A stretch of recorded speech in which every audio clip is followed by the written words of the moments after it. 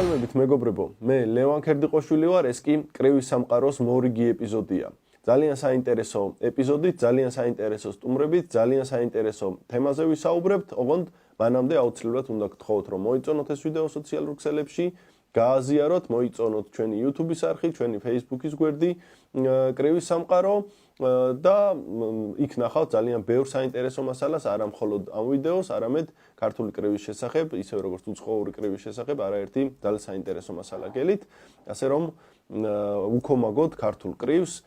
დღეს მით უმეტეს სწორედ ქართულ კრივზე ვისაუბრებთ და ძალიან საინტერესო სტუმრები გვეყოლებიან. მოგეხსენებათ 26 სექტემბერს თბილისის სპორტის სასახლეში დაგეგმილია გრანდიოზული ივენთი, ძალიან დიდი ღონისძიება, სადაც პროფესიონალური კრივის გამორჩეული მოკრივეები მიიღებენ მონაწილეობას საქართველოს სხვადასხვა ქალაქების კრივის კლუბებიდან და დღის მთავარ ბრძოლაში გივი თოდუა იბრძოლებს უცხოელი მეტოქის წინააღმდეგ WBF მსოფლიო ჩემპიონის ქამრისთვის, ასევე იქნება უცხოელ მეტოქეთა წინააღმდეგ ქართველ მოკრივეთა შერკინებები 6 რაუნდიანი და ერთ-ერთი მთავარი ბრძოლა აი ამ ღონისძიებაზე იქნება საქართველოს ქამრის გათამაშება 63 კილოგრამ წონით კატეგორიაში. ამ ქამრის მოსაპოვებლად ერთმანეთის პირისპირ წარდგებიან გამორჩეული ქართველი მოკრივეები, საზოგადოებისთვის ძალიან კარგად ნაცნობი მებრძოლები, ლევან იანქოშვილი და აკაკი კაკრიაშვილი. ამ ორ მოკრივეს წარდგენა ზედმეტი არ ჭირდება, ყველამ ძალიან კარგად იცის თუ რა დონის მებრძოლები არიან, ძალიან კარგად იცის ყველამ თუ რა შეუძლიათ მათ, როგორც ტექნიკურად, ასევე ფსიქოლოგიურად, ფიზიკურად, ყველანაირად გამორჩეული მოკრივეები არიან, სწორედ ამიტომაც დაიმსახურეს მათ ბრძოლა საქართველოს ჩემპიონის ქამარზე 63 კილოგრამ წონით კატეგორიაში. ბრძოლა იქნება 10 რაუნდიანი და ვფიქრობ ძალიან საინტერესო სანახაობა ელის ქართული კრივის კომაკს. დღეს კი ჩვენს გადაცემაში პირდაპირ ჩართვით ყავს სწორედ ორივე ეს მოკრივე, მომავალი მეტოქეები და ვეცდები მათთან გავისაუბრო, გავიგოთ როგორია მათი ბრძოლის წინა განწყობა, როგორია მათი მზადების ეტაპი და რა შეუძლიათ უთხრათ მათ გულშემატკივარს. მოგესალმებით ბიჭებო. მადლობა პირველ რიგში რომ გამონახეთ დრო, მე ვიცი რომ ორივე ხართ ინტენსიური მზადების ეტაპზე, ინტენსიური ვარჯიშები გაქვთ, გადამწყვეტი პერიოდია, სწორედ მოსამზადებლად ამ უახლოესი ბრძოლისთვის და მადლობა რომ აი გამონახეთ დრო ამ მზადების ეტაპზე და ჩაგვერთეთ ჩვენს გადაცემაში. მე მინდა პირველ რიგში გითხოთ როგორ მიდის თქვენი მომზადება, ხო არ არის რაიმე შემაფერხებელი ტრავმები, მოდი აკაკით დავიწყებ.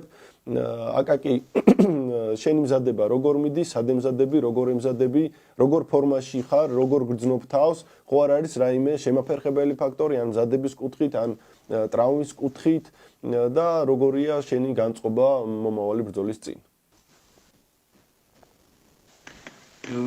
მზადება უკვე დასკვნის ეტაპზე არის გადასული. მემზადები გარდაბანში დავით კაკრიაშვილთან და რუსთავში უჩა მაისურაძესთან. დილით გარდაბანში, საღამოს რუსთავში მაისურაძესთან. მზადო როგორც ფიზიკურად, ისე ფსიქოლოგიურად მე ამ ქამრისთვის პროფესიონალური კრივში გამოჩენისთანავე ვიბრძოდი და ძალიან მიხარია რომ შანსი მომეცა ქამარზე ვიბრძოლო რა. და ამ შანსს ნამდვილად არ გავუშვებ ხელიდან.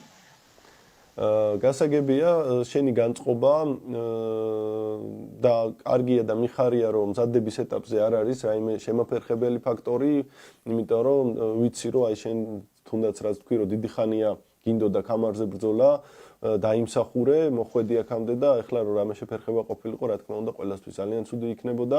იგივე კითხვა მექნება ლევანთანაც. ლევან, შენი მზადება როგორ მიდის, ხო არ არის რაიმე შეფერხება, როგორ გრძნობ თავს, როგორ ფორმაში ხარ? კიდევ ერთხელ მოგესალმებით. ჩემი მზადების პროცესი ძალიან კარგად მიდის.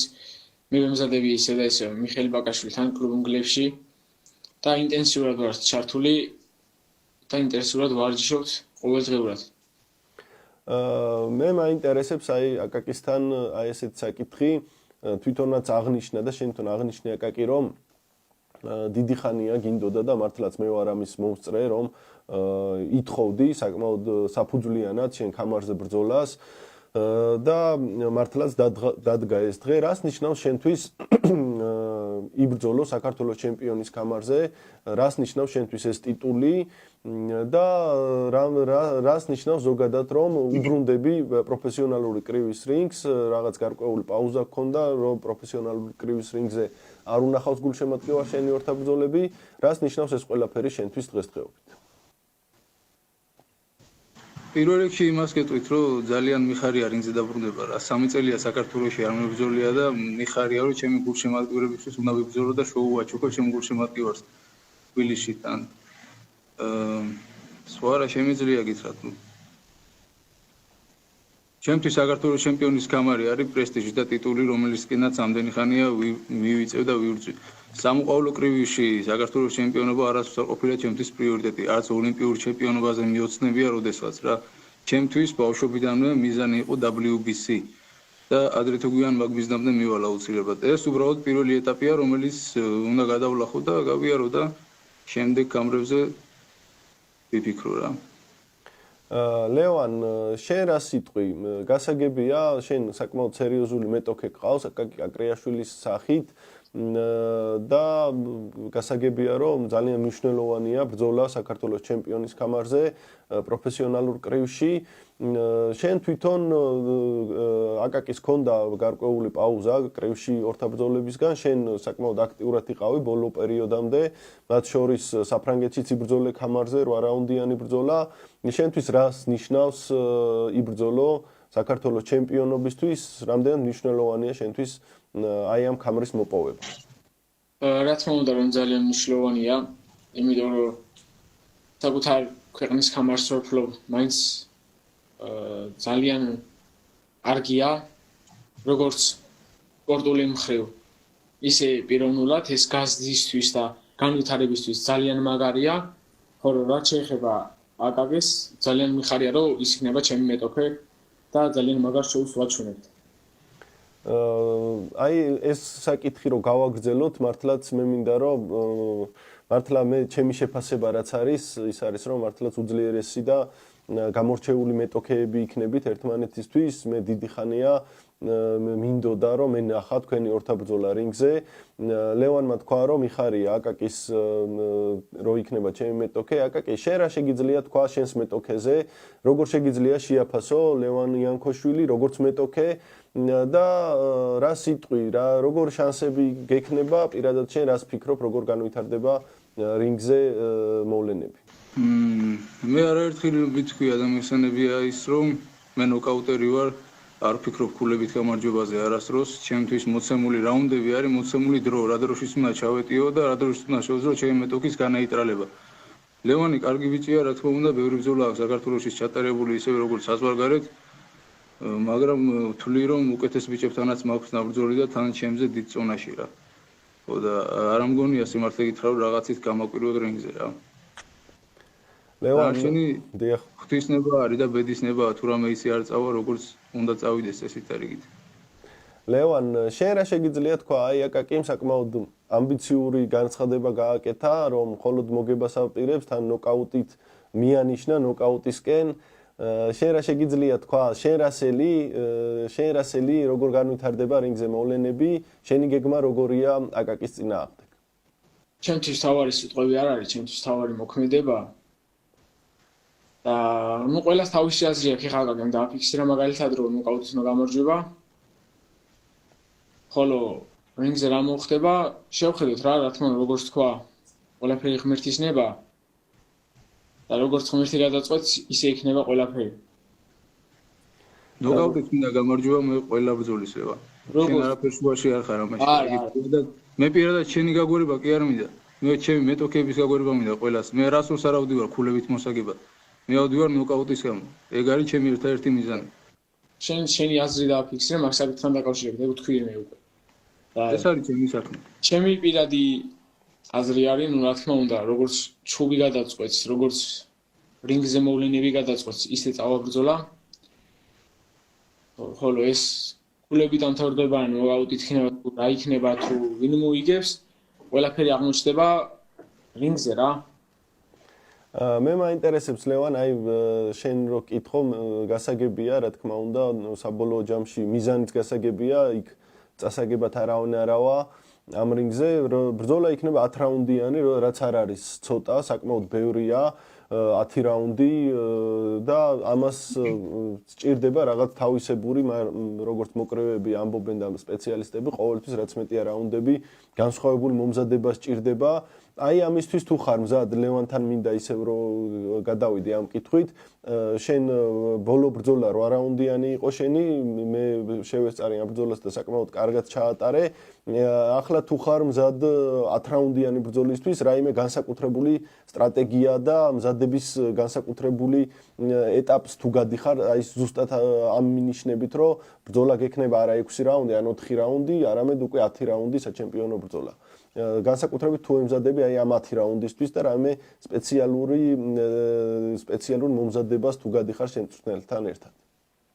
სტრატეგიები როგორც არაერთხელ ვახსენე, მე არ მაქვს, იმიტომ რომ რინგზე მოქმედებ იმპულსურად რა როგორ იქნება, როგორ საჭირო იქნება იმის მიხედვით მოქმედებ და მოძრაობ, ხოლო რაც შეეხება მზადებას, მიდის ძალიან კარგად. განსხვავებული და გამორჩეული როგორც ასეთი არაფერი არ მაქვს, მხოლოდ მაქვს გაზრდილი ეს ყველაფერი ასეც ვაკეთებ. აკაკისაც მინდა ვკითხო, დაახლოებით იგივე კითხვა. გამომდინარე იქიდან, რომ აკაკი შენ 3 წელი პაუზა ჰქონდა პროფესიონალურ კრივის რინგზე და ბრუნდები პირდაპირ 10 რაუნდიან ბრძოლაში. შენ თუ გაქვს ეს გაანალიზებული შენ წვრთნელთან ერთად და შენ მზადებაში თუ გაქვს რაღაცა განსხვავებული შეტანილი და ხო არ ფიქრობ, რომ ეს დაბრუნება, ადაპტაცია რაღაცა ესეთი პრობლემები ხო არ გექნება შენი აზრით? არ მგონია, იმიტომ რომ თუ გახსოვს 6 წლიანი პაუზის მერე მიშო გაბინაშვილთან ერთ-ერთი გამოცდილი პროფესიონალი მოკრივი არის ქართველი, რომელსაც მე მგონი ყველაზე მეტი ბრძოლა აქვს თუ არ ვწდები. ჩემ ზონაში განსაკუთრებით. არც მაშინ არ გამჭირვებია დაბრუნება, იმიტომ რომ ყოფილი მოკრივეები არ არსებობენ როგორც იძახიან რა და ერთი ის მინდა კიდევ თქვა, რომ ეს კრივია, ეს არ არის კიკბოქსინგი და ეს არ არის მუშტი კრივი. აქ დაგეგმარება აუცილებელი არის, აქ პირველ რიგში ტვინების თამაში არის და აქ იმპროვიზაცია არ მუშაობს, იანკო. ამას შენ თვითონ ნახავ. ეს ნიშნავს, რომ აკაკი შენ გეგმა გააქვს, ხო? რა თქმა უნდა. მე გეგმა მაქვს გაწერილი 10-ვე რაუნდზე. მენი არის თუ 10-ვე რაუნდზე უკვე გეგმა გაქვს გამზადებული, მაგრამ მე ყოველთვის და ყველგან იმპროვიზაცია მერჩენია, გინა კრივი იყოს, გინა კიკბოქსი, გინა მუშტი კრივი. ხო, მაგრამ ეს როგორც ჩემი მეგობრული რჩევა, ესე მიღე როგორც ქართველი მებრძოლი, ქართველ მებრძოლს ურჩევდა შემდეგ ბრძოლებში, რომ კრივში იმპროვიზაცია არ მუშაობს, აქ რაღაც ტაქტიკა გჭირდება. ჭადრაკს რო თამაშობ ადამიანი, ჭადრაკს რო თამაშობ. იქ ხო თავისი გათვლები აქვს. თვითონაბის ხო შემდეგი მოსდევს. ხომ ასე არის? და იქ რო შენ თავიდან 3-4 წლის ადრე ითვლი ჭადრაკს. იგივე თემა არის კრივში დამიჯერე. არა, შენ რო შეხვიდე იქ. გამოწვევა მოიტანს მას. შენი გეგმით რო შეხვიდე იქ. იმპროვიზაციის ხარჯი ის გათვლებით გაჯობებს და თუ ტვინების ბრძოლა უნდა იყოს. ხო, შენ შეგიძლია ემუშაო იმპროვიზაციით კიკბოქსინგში, რაღაცა მუშტი კრივში ან თუნდაც სამოყვავილო კრივში შეგიძლია გააკეთო, მაგრამ ეს პროფესიონალური კრივია, ხვდები? აქ ყველაფერს მნიშვნელობა აქვს.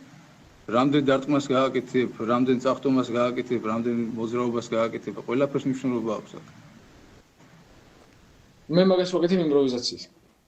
მოკლედ ნახოთ, კარგია, უკვე გამოიკვეთა ერთი მნიშვნელოვანი განსხვავება მოკრივე გეგმით და მოკრივე იმპროვიზაციით გვეყოლება ჩვენ 10 რაუნდიან ბრძოლაში.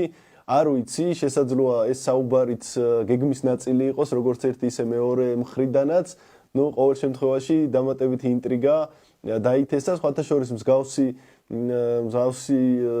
საუბრები ყოველთვის არის ხოლმე კრივში და ამბობენ, რომ გეგმით მივდივარ, ამბობენ, რომ ძალიან წარმატებული მოკრივეები რო წინასწარ მაგ დაგეგმილია, ასევე როგორც ძალიან წარმატებული მოკრივეთა ნაწილი ამბობს, რომ მაგალითად მაიკ ტაისონის გამოთქმა კარგი იქნებოდა ამ შემთხვევაში რაღაც ენამოსტრებულად, რომ ყველას აქვს გეგმა, სანამ მუშტს არ მიიღებს სახეშიო და ნახოთ რა და ესეც გეგმაა, ალბათ გეგმის ნაწილია ესეც, რომ სხვინე ტოქის გეგმები ჩავშალოთ. ყოველ შემთხვევაში ნახოთ, აი გამოიკვეთა კიდევ ერთი ინტრიგა ამ თქვენს დაპირისპირებაში, რა გაამართლებს რინგზე საბოლოო ჯამში. მით უმეტეს რომ როგორც უკვე ვთქვით, ეს არ არის მარტივი და პატარა ბრძოლა, 6 რაუნდიანი ან 4 რაუნდიანი რომ მალე დამთავრდეს, 10 რაუნდის განმავლობაში შეიძლება ნებისმიერ წუთს ყველაფერი შეიცვალოს, როგორც ერთი მხრივ, ისე მეორე მხრივ, ჩვენ ნახეთ წინა გათამაშება ქამრის 59 კილოგრამში, ალბათ ნახავდით ორივე, როგორი ბრძოლა იყო, როგორ მიმდინარეობდა, მე როგორ დამთავრდა და ყველასთვის მაგიტოა კრივი მართლაც განსაკუთრებული და ძალიან საინტერესო ბრძოლასველი მე პირადად თქვენ შორისაც. მე მინდა კიდე ერთი კითხვა, როგორც ერთი ისე მეორე მოკრივესთან დავსვა, პირველ რიგში აკაკის კითხავ ამ შემთხვევაში. ძალიან ბევრი გულშემატკივარი ელის აკაკი კაკრიაშვილის დაბრუნებას რინგზე, დარწმუნებული ვარ ძალიან იქნება აქტიურობა მათ შორის დარბაზში. შენ რა შეგიძლია თქვა, რას ნიშნავს შენთვის გულშემატკივარი, რა შეგიძლია გულშემატკივარს შეპირდე აი ამ ბრძოლაში და რატო უნდა მოვიდეს და რატო უნდა უყუროს ამ ბრძოლას გულშემატკივარმა და რატო უნდა გიქომაგოს პირადად შენ? პირადად ჩემთვის გულშემატკივარი არის ყველაფერი ლევან. შენ კარგად იცი რომ ანაზღაურება ამ საქმეში ზოგადად საბრძოლო სპორტებში საქართველოში ანაზღაურება ძალიან დაბალია, დამცინავიც არის დაჟე, მაგრამ არასდროს არ მიფიქრია არც ფულზე, არც ტიტულებზე, ჩემთვის გულშემატკივარი არის ყველაფერი. მე ვჩუბობ თქვენთვის, აი შენთვის, ვინც ამას უყურებ, პირადად შენთვის ვჩუბობ, რომ მოხვიდე და სიამოვნება მიიღო ამით. ესაა და ეს ჩემთვის საწვავი არის გულშემატკივარი, მაგის გარეშე აზრი არ აქვს არაფერს.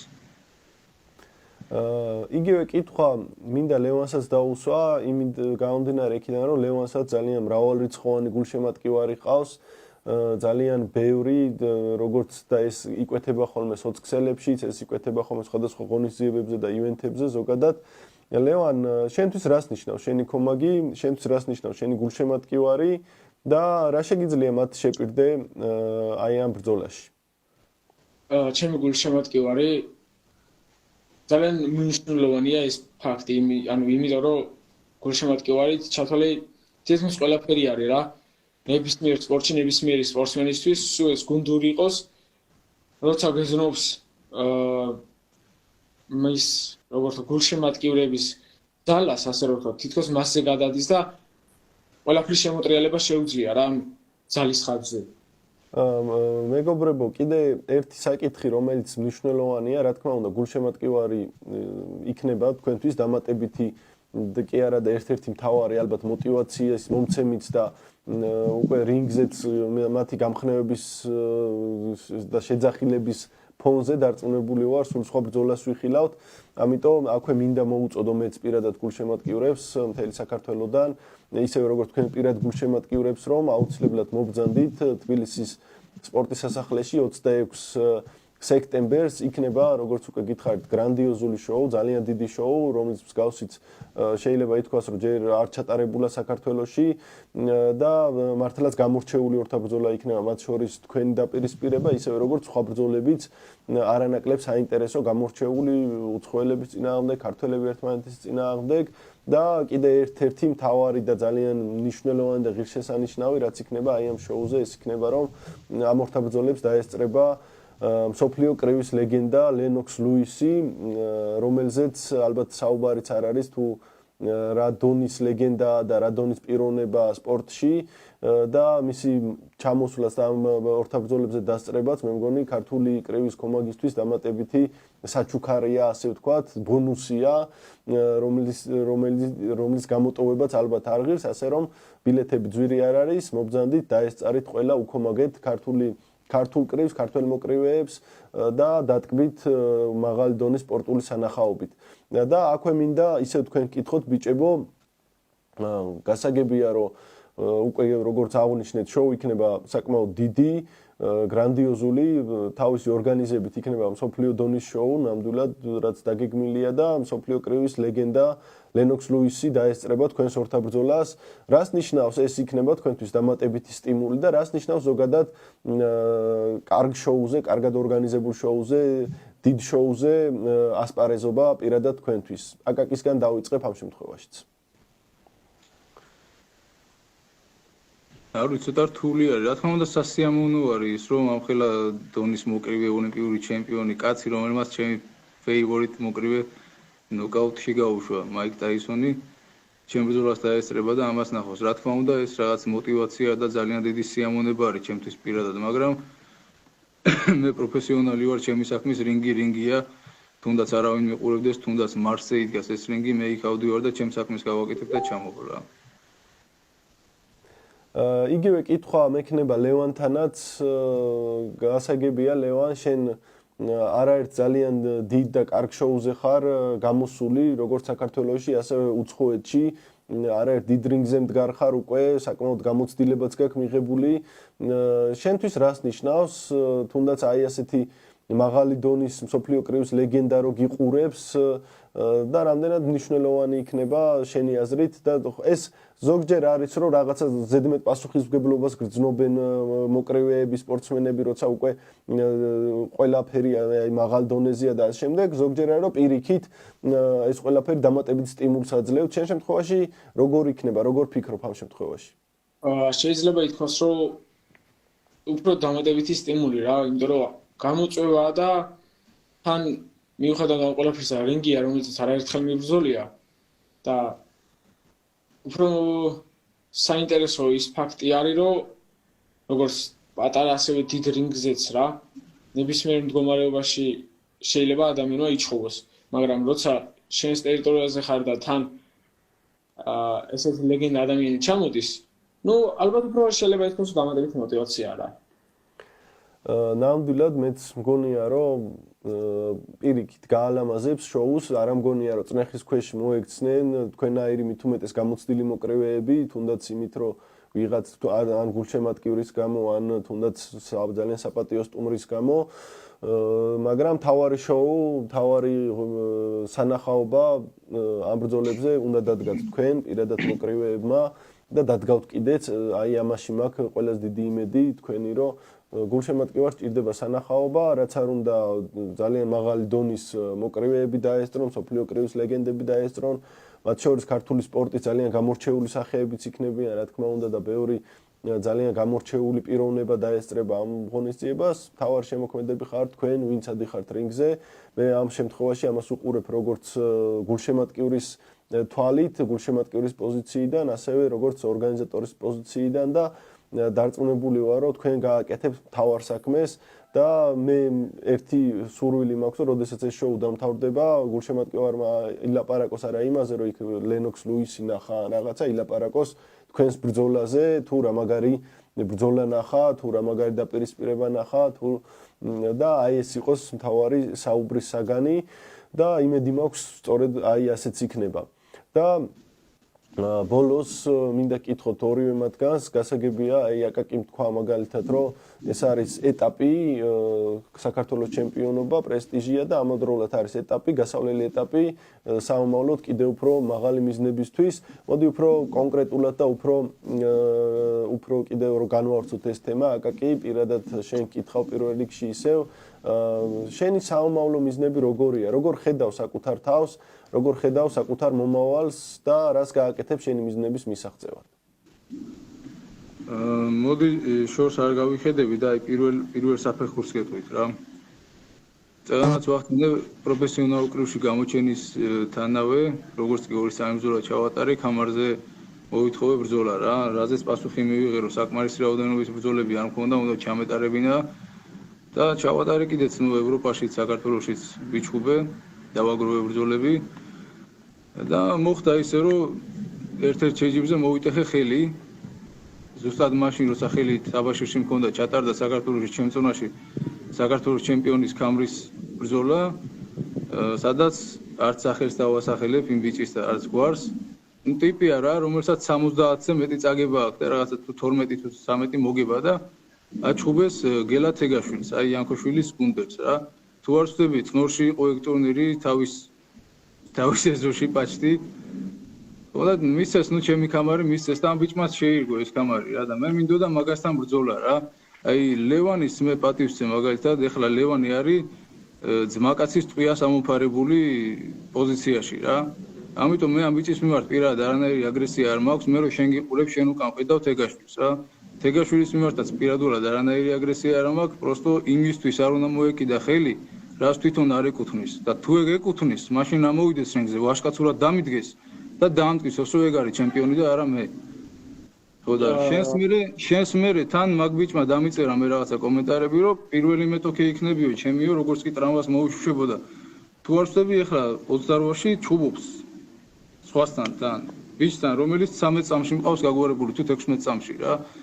ხო და ნახოთ ჩაიაროს ამ ტურნირმა და შენს მერე ეგ ბიჭი მინდა აუცილებლად რა. აუცილებლად. ეხლა ნახე მაგას რაც შეეხება. თეგაშვილი სპეას მე არ ვეფარები. და ახლა გეტყვი რატო? შენ თეგაშვილის ხო უთხარი რომ ეგ ამარი ჩემიაო. კი. მე მეკუთვნისო. და შენ თუ გეკუთვნის, მაშინ ამავდროულად მინდა აღიქვა ის ფაქტი, რომ თეგაშვილისაც ეკუთვნის. იმიტომ რომ რამდენი ბრძოლაც შენ გაქვს ჩადარებული, თეგას იმდენი აქვს, даже იმაზე ცოტა მეტი. და შენ რო იძახი 70 წაგებიან ადამიანთანო, ისიც კარგად უნდა იცოდე რა ხდება კრივში, არა მარტო საქართველოში, არამედ უცხოეთში. და მაგითაც გამომდინარე რა უნდა იძახო, რომ მოდი ისი ამ 70 წაგება და ისი ამას არ ეკუთვნის ხუბი. და ეგ ხამარი ვისაც ეკუთვნის იმას აქვს. რეკორდი შეიძახი რომ არანაირ როლს არ თამაშობს? რეკორდი რა მართლა რეკორდია? ის თამაშობს, მაგრამ თუ მოკრივე ხარ, ისეც იცი კარგად რა ხდება, ხო? ანუ მე ყველაფერი კარგად ვიცი აქ რა ხდება, მაგრამ რეკორდი ძალიან დიდ როლს თამაშობს შემოგარებ არა, განსაკუთრებით. მეც მინდა აქ ჩავერიო, ეხლა ჩვენ ვიცით არ არის ეგ იყო გასული წლის გათამაშებაზე, რასაც ეხლა აკაკი ამბობს, ვერ ვიტყვით რომ არ ეკუთვნის, ძალიან გამოცდილი მოკრივე იყო, რეკორდი მუშაობს, მაგრამ რეკორდებს რომ მივხედოთ, მუშაობს ეგ უკვე მაღალ დონეზე, სულ სხვა დონეზე, სულ სხვა იმაზე, თუმცა ჩვენ დონეზეც რატომაც არა, მაგრამ თავისი გამოცდილებით და თავისი აი განული გზით, როგორც გელამ, ისე მისმა მეტოქემ ჩვენ მაშინ ფედერაციამ ჩათვალა, რომ დაიმსახურა ის ბრძოლა, ისევე როგორც თქვენც იმსახურებთ აი ამ ბრძოლას, მინდა გითხრათ, იმიტომ რომ ჩვენ ვიცით რამდენი თუნდაც ის 70 წაგება და ასე შემდეგ, ეგ არაფერს არ ნიშნავს იმ განული გზასთან დაკავშირებით, იმიტომ რომ მე ბრძოლი ბიჭია და იქ არავინ არ ყოფილა უბრძოლილა და სხვათა შორის ძალიან ისეთი დაძაბული ბრძოლა იყო იქ და მე კუთხით არ ვიტყვი რომ რაღაცა იქ მაგრამ ეს საერთოდ ბრძოლა არ არის საქართველოს სამარი არის. კი, თუმცა ამავე დროს ვიტყვი რომ ანალოგიურად თქვენც იმსახურებთ ბიჭებო. მე კი ბატონო გაიზიარებ შენთან რინგს. მაგრამ როგორც შენ გჭირდებოდა რეაბილიტაცია, ისე თეგაშირდება და ესე პირდაპირ უცებ ბრახ და თან მოსარჩენი ხელით რომ ამოვიდეს რინგზე, მე მგონი ეგ არჩენგეს ამოვნება და არც თვითონ ანუ ტრამვიანი მე ვერ მეჩხუბება და ტრამვიანი ვიღაცას სხვას ეჩხუბება, ეგრე გამოდის. არა, რეაბილიტაციის პროცესს გაზდის, კი. გადის. იმასთან რინგზე გავა რეაბილიტაციის პროცესი, ვისაც უნდა ეჩხუბოს. არა, მე მინდა გითხრათ კიდე ერთ საკითხი, ზოგადად ქამარზე მეტოქეებს არჩევს ფედერაცია, როგორც ვიცით, ამ კონკრეტულ შემთხვევაში უფრო პრიორიტეტი მიენიჭა, რომ თქვენ გებრძოლათ თუნდაც გამომდინარე იქიდან, რომ 63 კილოს ქამარი იყო ვაკანტური, გამომდინარე აქედან თქვენ ამ ბრძოლისთვის, თბილისში დაგეგმილი გრანდიოზული შოუსთვის კაკრიაშვილი და იანქოშვილი ფედერაციამ მიიჩნია კარგ ვარიანტებად, თქვენი ისევ წარსული დამსახურებიდან გამომდინარე, თქვენი დღევანდელი ფორმიდან გამომდინარე, მე მგონი კარგი ვარიანტია ამ მომენტში და საომავლოდ უკვე შეგიძლიათ ერთმანეთს გამოიწვიოთ, თუნდაც ქვედაწონაში, თუნდაც როგორც აკაკის აქვს სურვილი მოიგოს ეს ქამარით 63-ში, ჩავიდეს მე 61-ის ქამარით მოიგოს, რა პრობლემაა და 59-ზეც გაიწევს რო რამე მე ვიცი ისეთი მონდომებული და ისეთი ჟილკიანი მოკრივი ისევე როგორც რატომაც არა და ისევე როგორც მე მოდი ისე დღევანდელ ბრძოლას რო დაუბრუნდეთ ძალიან კარგი ოპონენტები ხართ ერთმანეთისთვის სწორედ აი ამ წონაში და მაგ კუთხით მინდა ვთქვა რომ გადამწყვეტი როლი ამ შემთხვევაში ყოველთვის ყველგან და ამ შემთხვევაშიც ითამაშა ფედერაციის გადაწყვეტილებამ რომ თქვენ გებრძოლათ 63 კილოგრამის კამარზე, თუმცა სამომავლოდ მე პირადად დიდი სიამოვნებით დაველოდები და ვნახავ მაგალითად კაკრიაშვილის და თეგაშვილის დაპირისპირებას თუნდაც 61-ის კამარზე, ან თუნდაც სხვა მეტოქეების წინააღმდეგ, ასე რომ ეს საკითხიც დავტოვოთ აი ასე ღიად დაფიქსირებული აკაკის აზრი და სურვილი, რატომაც არა, გავიგეთ რომ მეორე მხრიდანაც, რა ვიცი, იმედია გვექნება ამის საშუალება და ვნახოთ 61-შიც თუ სხვა ზონაშიც რა გამოწვევები იქნება საომავლოდ. და ეს თემა რომ ჩემი კითხვა ბოლომდე ვერ დავასრულე ლევანის კუთხით, ლევან შენი გეგმები რა არის უკვე რა შეგიძლია გითხრა, გასაგებია უახლოესი ბრძოლა ქამარზე, გასაგებია რომ აპირებ ამ ქამრის მოპოვებას, საომავლოდ როგორ ხედავ უკვე შენ თავს სად ხედავ შენი კარიერის განვითარებას როგორ უყურებ? მე ჯერ იმას ვიტყვი რომ კარიერას რაც შეეხება ჯერ მოდი საქართველოს ჩემპიონის ქამარზე ნახოთ რა მოხდება. ვისაც ეკუთვნის იმან წაიღოს. დანარჩენი მერეც ნახოთ რა იქნება. კი ბატონო, გასაგებია, მისაღებია კონცენტრაცია უახლოეს მიზნებზე პირველ რიგში. დანარჩენი, რა ვიცი, თუ კიდე რა იმის თქმა გინდათ ან ერთს, ან მეორეს, ან ერთმანეთისთვის, ან მაყურებლისთვის, გულშემატკივრისთვის, შეგიძლიათ რა ვიცი, უთხრათ თქვენს გულშემატკივარს მიმართოთ.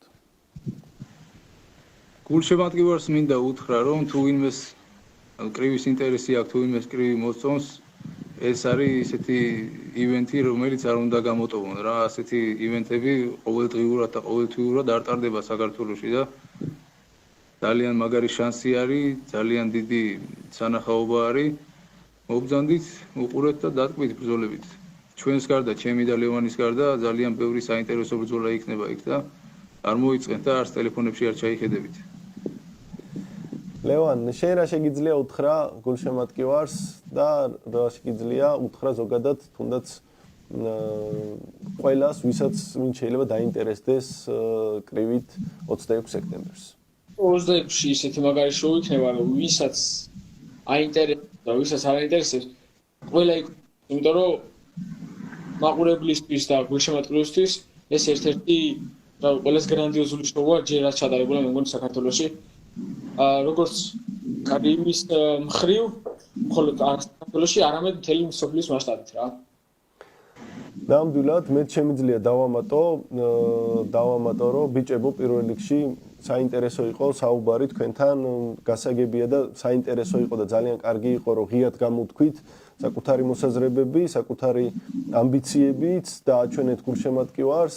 მე აქედანვე მინდა უთხრა ყველას და ჩემი მოლოდინი ასეთია, რომ ამ შოუზე და ამ თუნდაც თქვენს ბრძოლაში ძალიან ბევრი რამე გადაწყდება, ბევრი რამე გამოჩნდება და გამოჩნდება ის, რომ ქართველ მოკრევეებს შეუძლიათ ძალიან მაღალ დონეზე ასპარეზობა, ქართველ მოკრევეებს სჭირდებათ გულშემატკივრის თანადგომა და ვინც მოვა ნამდვილად არინანებთ მთლიანად შოუთი და დარწმუნებული ვარ თქვენი ბრძოლით, ისევე როგორც სხვა ბრძოლებითაც, აქ ვიხილავთ კიდევ ერთხელ ვიტყვი გივი თოდუას, ტაილანდელი მოკრევის წინააღმდეგ მსოფლიო ქამარზე იბრძოლებს გივი, ასევე ნახავთ იაგო კიზირია, ძალიან გამოცდილი მოკრევეს უცხოელი მეტოქის წინააღმდეგ, იდაკლი ალანიძეს ასევე უცხოელი მეტოქის წინააღმდეგ, საქართველოს ქამარზე აგერ იბრძოლებენ მართლაც გამორჩეული მოკრევეები, აკაკი კაკრიაშვილი და ლევან იანქოშვილი და ამის გარდა იქნება სარეიტინგო ბრძოლები ქართველი მოკრევეების მონაწილეობით,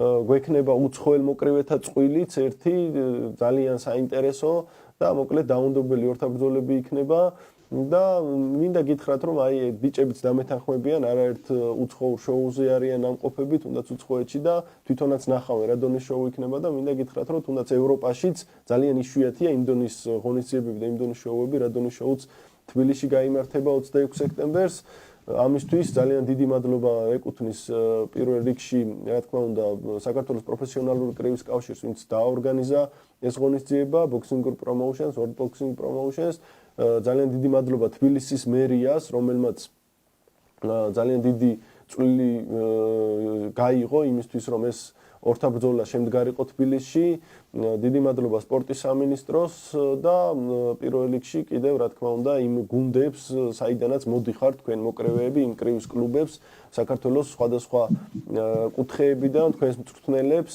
რომ აი ესე მზად ხვდებით აი ამ შეჯიბრზე დარწმუნებული ვარ ძალიან მაგარი შოუს გვაჩუქებთ მოგიწოდებთ ყველას, მობრძანდით, გვერდში დაუდგეთ, უგულშემატკივრეთ ქართულ კრივს, ქართული კრივი მიდის წინ, ვითარდება და დარწმუნებული ვარ ხვალდაზე, აი ამ ბიჭების ბრძოლის ხარჯზე, ფედერაციის მუშაობის, სამინისტროს და გულშემატკივრების და ყველას ერთიანობის ხარჯზე, საბოლოო ჯამში ძალიან მაგარ ღონისძიებებს ვნახავთ და ძალიან მაღალ დონეზეა ქართული კრივი. აქვე ვნახეთ, რომ მაგალითად ბიჭებს აქვთ საბრძოლო განწყობა, იყურებიან წინ, თუნდაც და აქვთ ამბიცია, რომ გულშემატკივარს დაამახსოვრონ თავი საუკეთესო კუთხით. ძალიან დიდი მადლობა კიდევ ერთხელ აკაკის, ძალიან დიდი მადლობა ლევანს საინტერესო საუბრისთვის და მინდა გისურვოთ წარმატებები. მადლობა დიდი.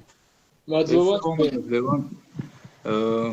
მეც ასევე მინდა რომ მადლობა გადავუხადო პროფესიონალური კრივის კავშირს საქართველოში, იმიტომ რომ სულ რაღაცა 3-4 წლის წინ წარმოუდგენელი იყო რომ ამ ხელაშრობა, ამ ხელა ივენთი გაიმართებოდა თბილისში. მადლობა ასეთი შანსისთვის რომ საქართველოს ჩემპიონის გამარზე მაჩხუბებთ. პირადად შენ მინდა რომ მადლობა გადაგიხადო ლევან, იმიტომ რომ ვიცი რომ წელი სულით და გულით ვცდილობ ქართული კრივის, ქართული პროფესიონალური კრივის წინ წაწევას და განვითარებას.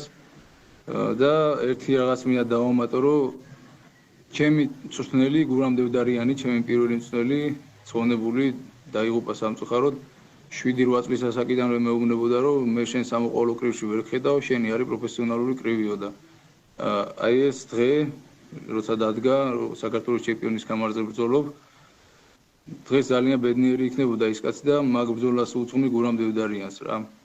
ჩემ პირველ მწვრთნელს, ჩემ გამძლეერ მწვრთნელს. ძალიან საინტერესოა, ესეც დამატებითი ერთგვარი იმპულსი იქნება აი ამ ბრძოლებისთვის. კიდევ ერთხელ ძალიან დიდი მადლობა ბიჭებო და ველით ყველანი ძალიან მაგარ შოუს. წარმატებები.